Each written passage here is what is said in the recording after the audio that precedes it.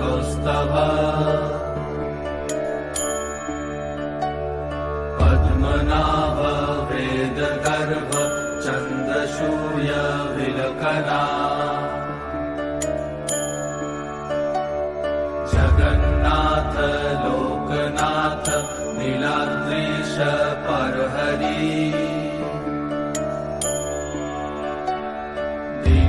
दीनबन्धुर्दया सिन्धु कृपालु जनरक्षका